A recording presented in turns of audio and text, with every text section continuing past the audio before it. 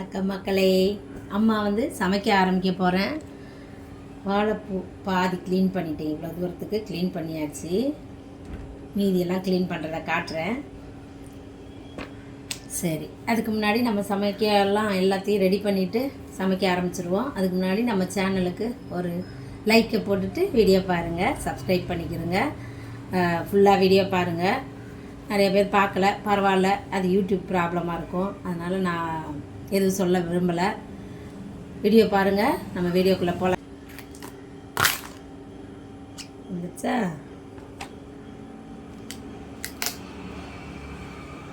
இந்த மாதிரி இருக்கு இல்லையா ஒரு இது வந்து ஒரு பழம். இந்த மாதிரி சின்னதாக ஒன்று வரும், ரப்பர் மாதிரி இருக்கும். அது கொஞ்சம் ஸ்ட்ராங்காக இருக்கும், வயிறுக்கு ஒத்துக்கிறாது. அதனால தான் இது ரெண்டையும் அதுக்குள்ளேருந்து எடுத்துட்டு க்ளீன் பண்ணிக்கிற வேண்டியது தான். நம்ம இது மாதிரி எல்லாத்தையும் லைனாக கையில் அடிக்காக வச்சுட்டு க்ளீன் பண்ணிடலாம்.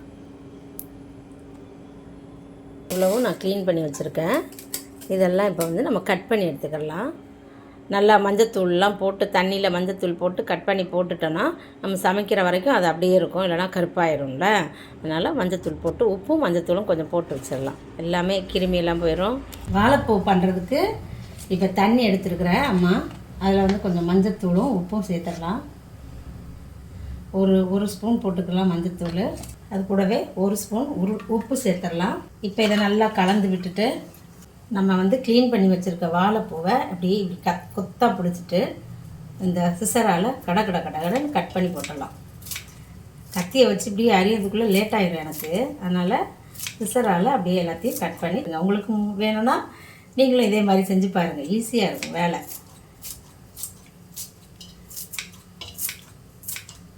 சூப்பராக முடிஞ்சிருச்சு. அப்படியே கடன்னு கட் பண்ணி போட்டுடலாம்.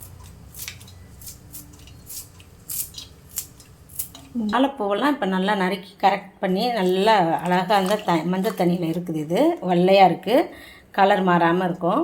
இப்போ நம்ம பருப்பு வேக வச்சு எடுத்துக்கிடலாம். முதல்ல குக்கர் ரெடியாக இருக்குது.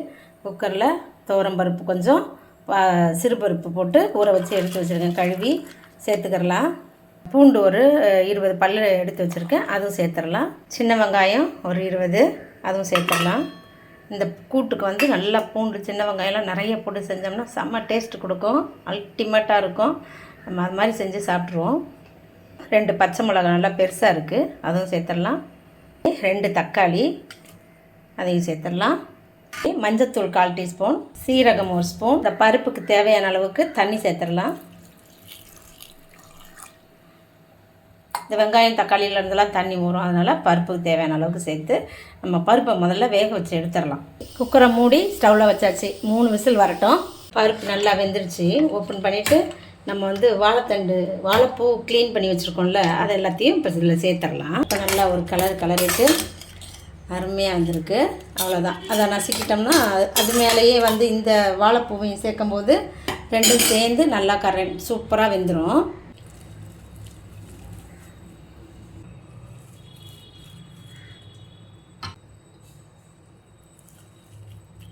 நம்ம வந்து மஞ்சள் தண்ணியில் உப்பு மஞ்சத்தூள்லாம் போட்டு தான் நம்ம அதை வச்சுருக்கோம். எவ்வளோ வெள்ளையாக இருக்குல்ல, இதே மாதிரி அப்படி போட்டு வச்சுட்டா சூப்பராக இருக்கும், அப்படியே இருக்கும்.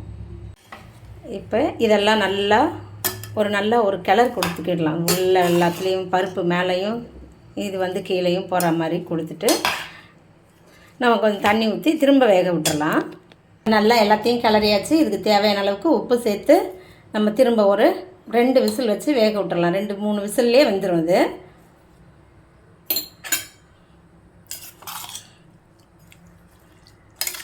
குக்கரை மூடிடலாம். இப்போது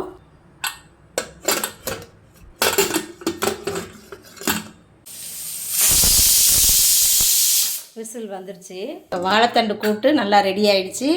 விசில்லாம் அடக்கிங்கிற பிறகு நான் ஓப்பன் பண்ணுறேன். இதுக்கு ஒரு தாளிப்பு கொடுத்துடலாம். கடாய் வச்சாச்சு. எண்ணெய் சேர்த்துடலாம். ஒரு 2 ஸ்பூன் அளவுக்கு, நிறையெல்லாம் தேவையில்லை. எண்ணெய் காஞ்ச உடனே கடுகு, சீரகம் கொஞ்சம், ஒரு 5 காஞ்ச மிளகா, 2 கொத்து கருவேப்பில்லை, வெங்காயம் நல்லா வதக்கி விட்டு நம்ம தாளிப்பை வந்து கூட்டோடு சேர்த்துக்கலாம். கூட்டோடு சேர்த்துடலாம்.